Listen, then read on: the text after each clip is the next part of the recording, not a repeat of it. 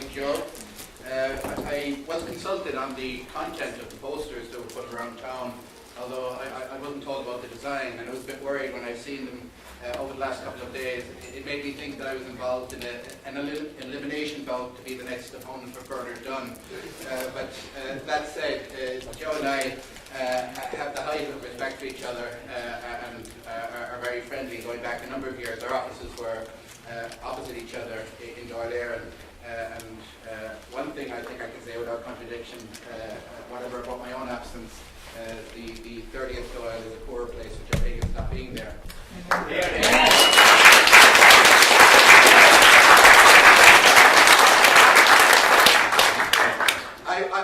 That's the plum also over with it. I was 10 years old when Ireland voted to join the EU in 1972. It was a very emphatic vote. It was 82% yes and 18% no. The no campaign comprised of the Labour Party and official Sinn Féin and groups like the Communist Party of Ireland and not a lot else. I think the mood of the time, and as a 10-year-old I was very much swayed by it, that anyone who wasn't voting yes was somehow anti-national.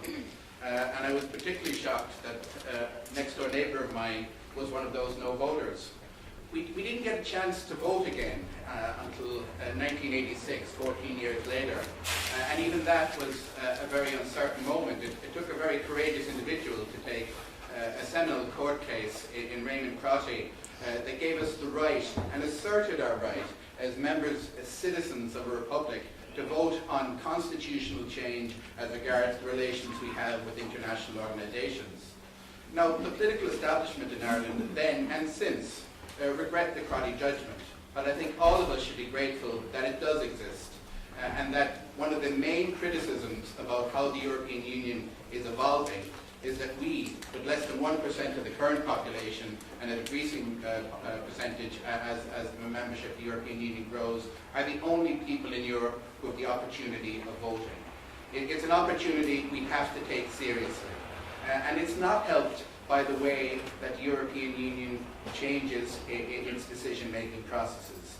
We are dealing with the seventh in a series of treaties since the original treaties of Rome in the mid-1950s, and every time we vote and decide on these series of changes, we need to read them in conjunction with the previous 6 treaties.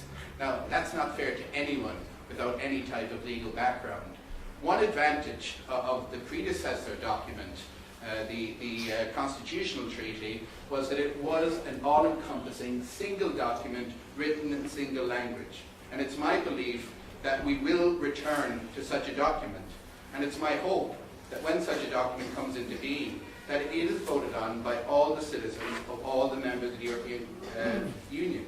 Because there are 2 ways of looking at the evolution of the European Union. However you criticize its makeup, you need to understand that you either reject it outright or you seek to change it from within.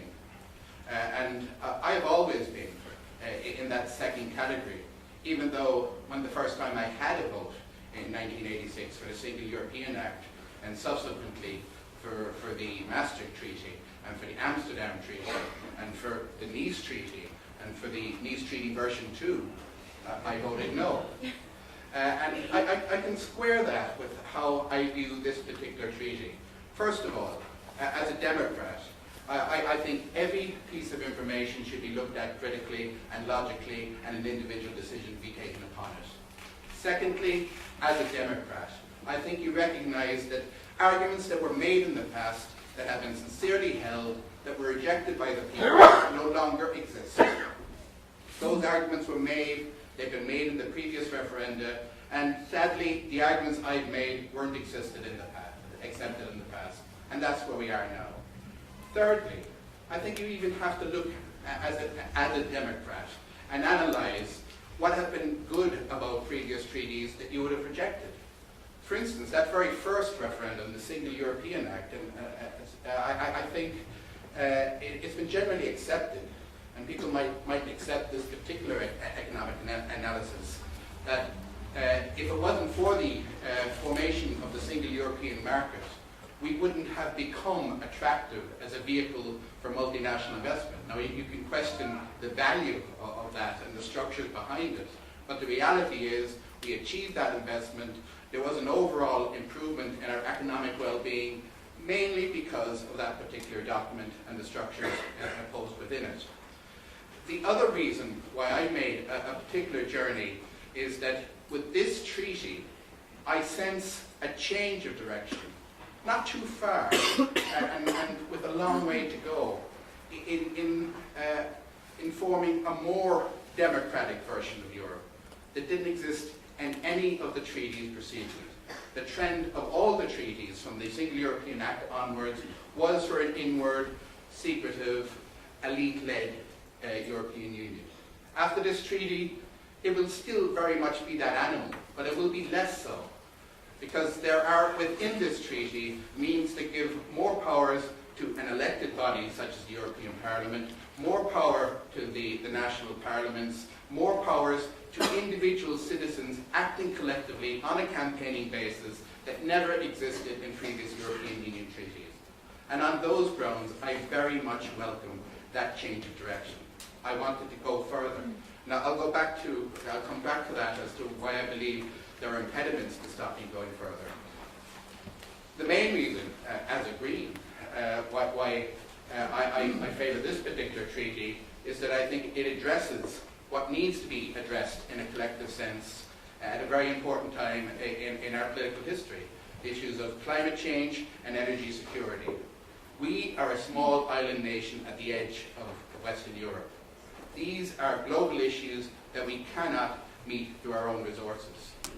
The agreements that we can reach in debates such as the follow-through to Kyoto, we've seen the Bali Conference, we will see, hopefully, in 2009, a new agreement in Copenhagen, which will bring on board countries like the United States, who have criminally stayed apart from it up until now, and that will be achieved through a collective strength that can only exist through a body like the European Union. And I don't think anyone can argue that any advancement in the legislation in Ireland that has come about in the area of environment has only come about through our membership of the European Union. I think a similar case can be made, but less strongly, in the case of social legislation. We saw the recent death of Paddy Hillary, our sixth president, who was very much a creature of the establishment. He was the foreign minister who signed the treaties of accession with the then Taoiseach Jack Lynch. But he happened to be Ireland's first European Union Commissioner, or European Communities as it was then, and he was the Social Affairs Commissioner, and he was the man responsible for bringing in common standards throughout the then 9 countries in terms of workers' rights and equality legislation. It's not talked about very often, but that an Irishman was involved in that process and brought Ireland into the 20th century in the late 1970s is something that we should take a bit more pride in. In fact, it was such a mountain that when Ireland had to introduce equality of pay legislation and had to appoint equality officers, the then Department of Labor had advertisements in Irish newspapers advertising for people to take up the jobs, and they had different rates of pay for men and women. That's the type of country we lived in before we joined the European Union. So we were a backward, inward-looking, unconfident nation who entered into a new international organization, well, new with our membership, and made us think more creatively about ourselves, made us more confident, made us more willing to perform on the world stage. And I think we have been the better for it.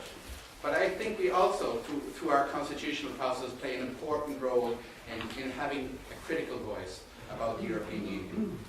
Maybe we haven't been strong enough in doing that.